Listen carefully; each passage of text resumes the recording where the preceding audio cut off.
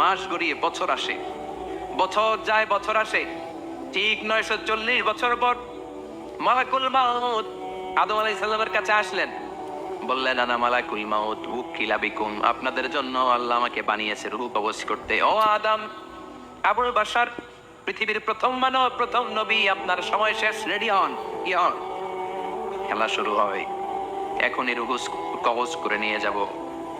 সাইয়েদনা আদম বলে, এখন আসছো কেন? আমার আরো 60 বছর বাকি আছে। মালাকুল মাউত বলে, না, আপনি রূহের জগতে আল্লাহর কাছে আপনার সন্তান দাউদকে কয় বছর দিছিলেন? 60 বছর। এজন্য 940 বছর আপনার জন্য লেখা। আমি এখন আপনার রূহ কবজ করতে চাই। সাইয়েদনা আদম বলে, আমি মানি না, আমি কাউরে দেই নাই। 60 বছর আমি দেই নাই, আমি আরো বাঁচব, আমি আরো বাঁচবো। 60 বছর আমি বাঁচবো, আমি দেইতেই নাই। মেয়ে যাও। মালাকুল মাউত আল্লাহর যে বলে, আল্লাহ দেয় নাই বলে, আসলে ভুলে গেছে। আসলে আফাতুল ইলমি আন-নিসিয়া, মানুষ ভুলে যায়, মানুষ বড্ড ভুলে যায়। আমরা অনেক সময় খাইয়াও কই খাই নাই। অনেক কিছু আপনি দিছিলেন কিন্তু ভুলে যাই, গলার নিচ দিয়ে নেওয়ার পরে কই তুমি কিচ্ছু দাও নাই। আছে না নাই? নাসিয়া আদম ফানাসিয়া বানু, আদম আলাইহিস সালাম ভুলে গেছেন, তাই আমরাও ভুল করি, ঠিক কি না?